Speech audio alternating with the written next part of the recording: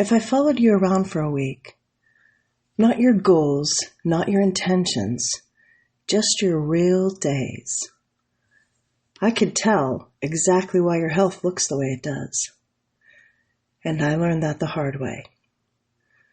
There was a point in my life where I said my health mattered. I cared, I planned, I wanted it. But when I looked at my calendar, my time was going everywhere except the things that were supposed to be building me. And that's when it hit me. How you spend your time is how you build your health, whether you mean it or not. Welcome to episode 45 of Making Mel Health in the Hustle. This podcast is a place where motherhood meets muscle, ambition meets exhaustion, and figuring out how to prioritize my health journey into the insanely beautiful chaos of a busy life is what I talk about. Some days it'll look messy, and some days flawless. But no matter what kind of day I'm having, I can assure you I will tell the truth and do my best to give you some good ideas and insight to help you prioritize your own journey. So here's the truth about time. You have less control than you think and more than you realize. Time is the foundation of every single health behavior. It's not motivation, not knowledge. Time determines whether eating well, moving your body, resting, healing, and growing actually is going to happen. The problem most people don't see is that they feel busy, but they actually don't know where their time is going. There's a gap between what people think they spend their time on and what their time is actually being spent on. And that gap is where progress starts to break down. Now, what research shows is that people consistently underestimate the time spent on passive activities like TV or scrolling or checking something or commuting. People consistently overestimate the time spent on intentional behaviors. That's like meal prep or movement or workouts or rest. This creates confusion and frustration where we feel like we're really trying, like we're busy all day long, and we can't understand why we're not seeing results. It's not a lack of effort. It's misallocated time. If your behaviors do not get enough time, they don't get repeated. You can't build consistency, and then your behaviors that you want to shape your outcomes don't happen. And this isn't about blaming anybody. We manage a lot of things in life. Work, family, workouts, meal plans, stress from the world. And many of us operate in survival mode. If we're going to get out of survival mode, then we need to be aware that lack of time is not laziness. It may be lack of awareness. Awareness provides us with options. Have you ever actually tracked your time, even loosely? If time is the real currency for health, then the solution isn't doing more. It's deciding what deserves protected time. Time is an actual health behavior. You know, I joke with my friend Coach Patty all the time that what we really need isn't more hours in the day. We need a science nerd plan to clone ourselves so we can get more done in a day. But no matter how organized you are, there are still only so many hours in a day. And for a long time, honestly, most of my adult life, I'm a social worker. I've been juggling a lot. Work, family, training, responsibilities, life, and now my life is busier than it has ever been.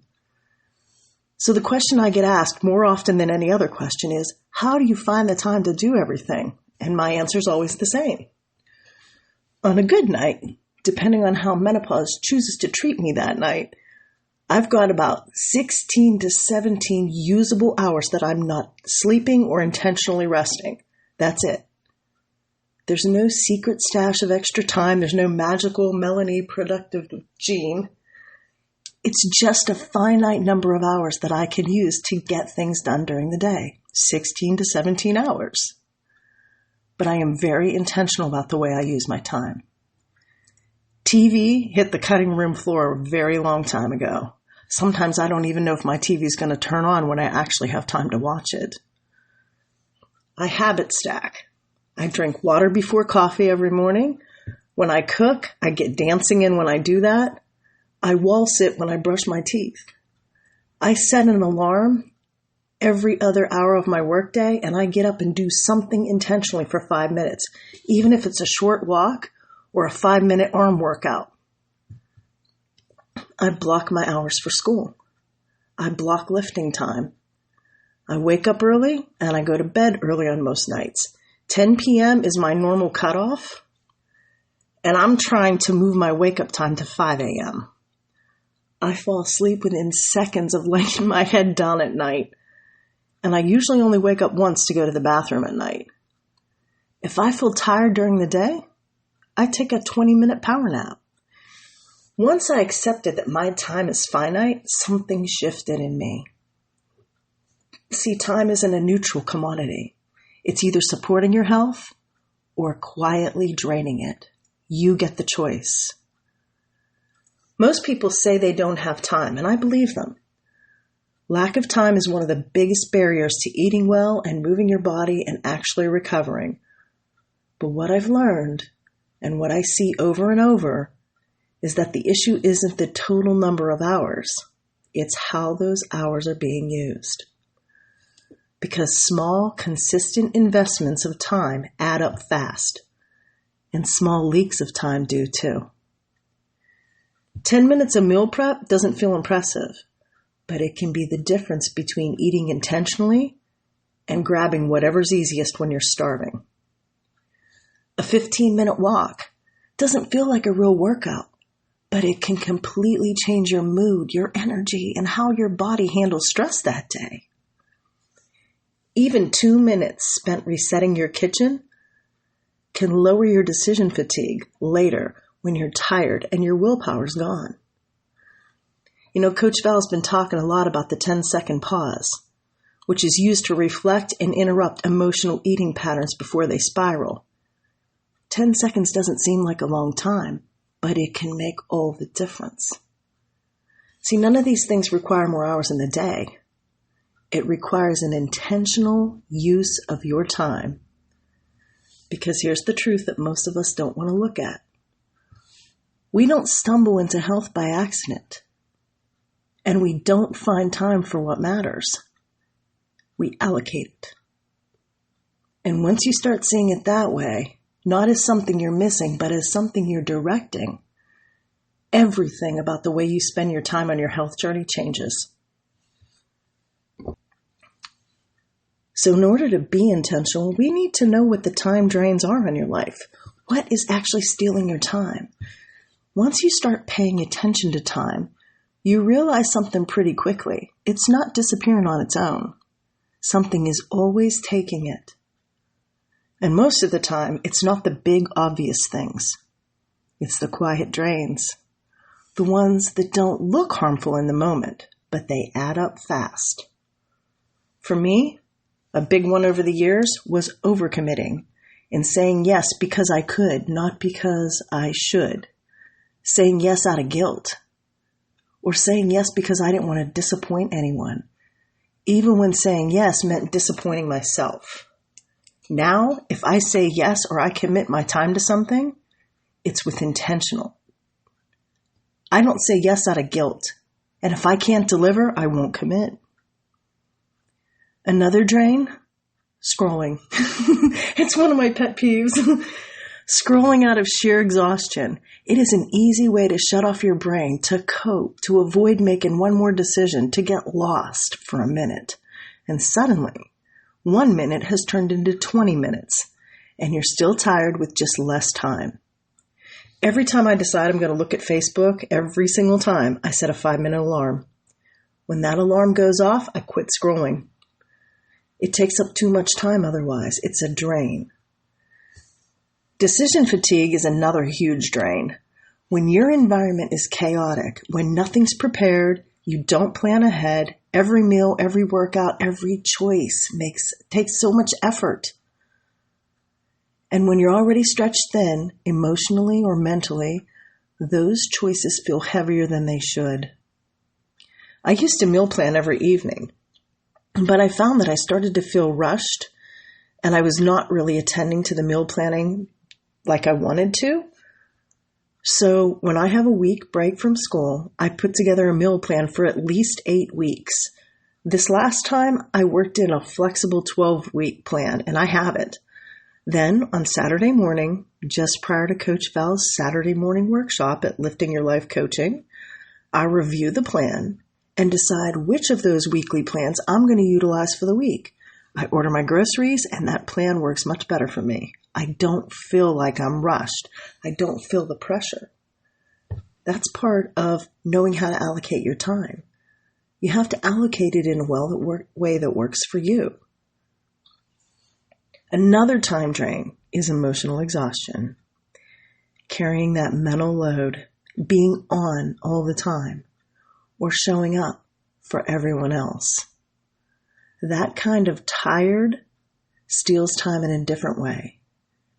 It can make even simple things feel overwhelming, so they get pushed off to tomorrow. For a long time, I didn't realize how much of my best energy was going to everything except me. And I kept treating myself like an optional piece. But I'm no longer optional. I had to get really honest about that. If all of my time was always going to go to other people's needs, their expectations, their emergencies, then my health was never going to feel stable. It was always going to get squeezed in or squeezed out. And that's when that line became a non-negotiable for me. I'm going to say this and I want you to really listen. You deserve to be a priority on your own calendar. Not someday, not when life calms down, not when it works out, now, in the middle of the chaos, in the middle of busy. Because if you don't intentionally claim time for yourself, your strength, your food, your recovery, then something else is always willing to come in and take it. One of the biggest mindset shifts that I've had, and one that I try to get across to anyone who feels overwhelmed, is this. Small pockets of time are the backbone of sustainable health.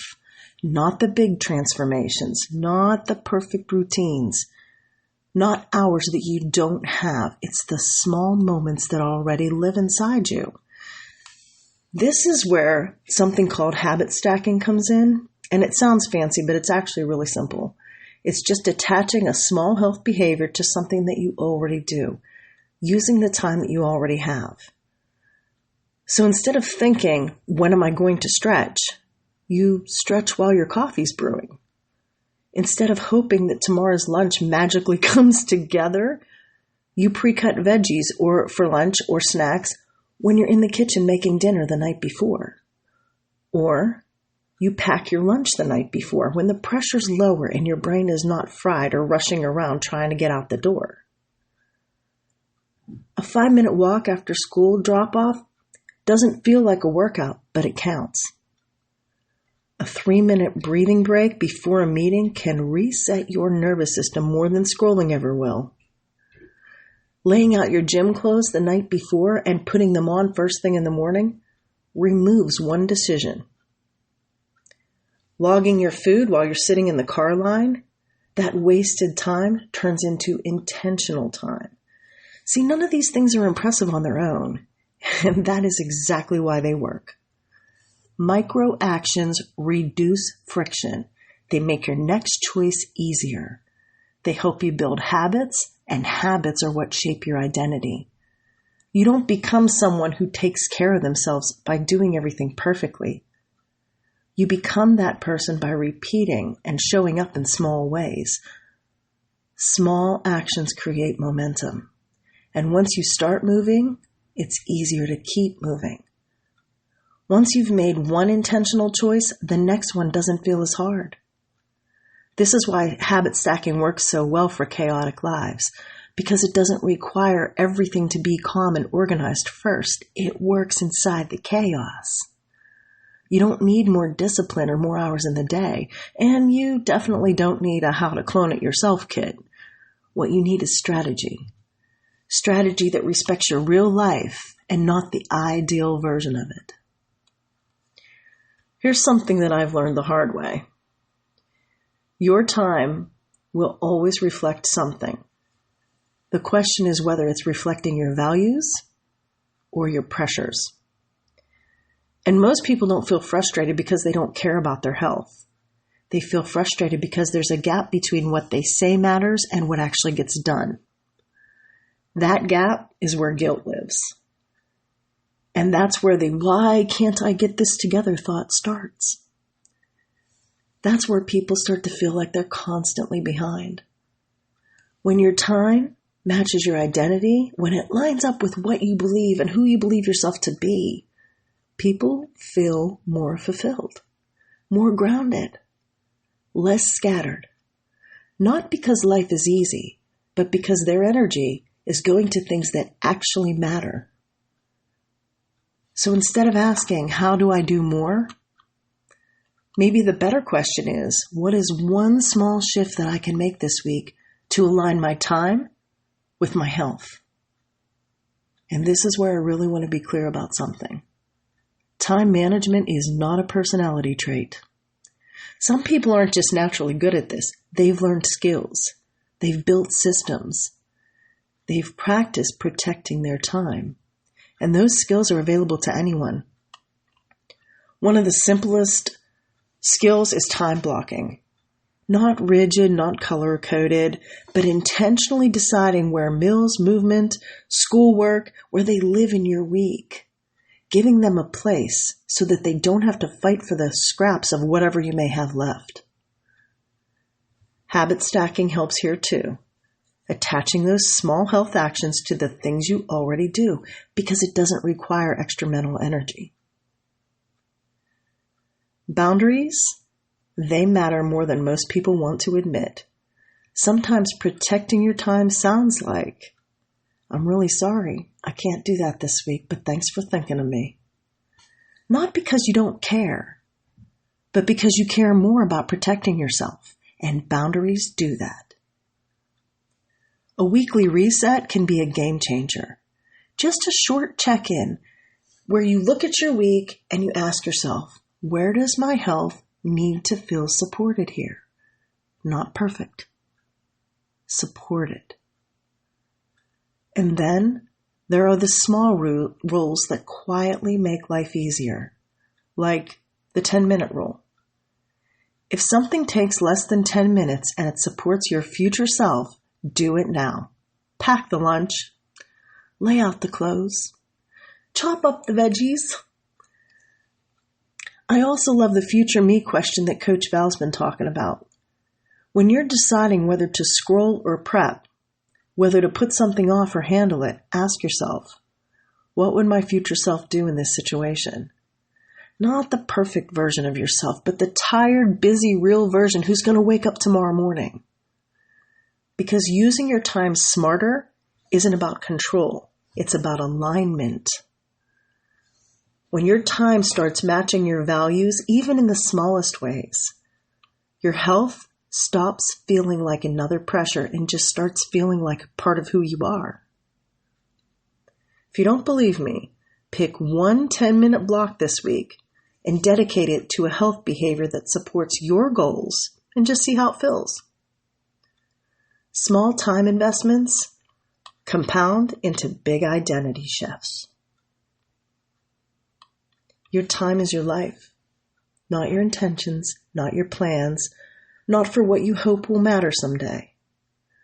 The way you spend your moments on food, on movement, on rest, on everyone else, that's what's shaping your body and your energy and your future. And I know how easy it is to feel like there's never enough time, especially when you're carrying a lot. Responsibilities, expectations, real life. This isn't about pretending that any of it goes away. But your health doesn't need perfection. It doesn't need a calmer season. It doesn't need more discipline. It needs presence. It needs intention. It needs small moments that add up over time. When you spend time on your health, whether it's lifting or preparing your food or walking or resting, you are not being selfish. You're taking responsibility for the body that carries you through everything else that you care about. And you don't need more hours of the clone, though if anybody figures that out, let me know. You need to decide what deserves your time and then protect it. Because when your time starts matching your values, your health really stops being that pressure. It just becomes who you are, and you deserve to be on that calendar.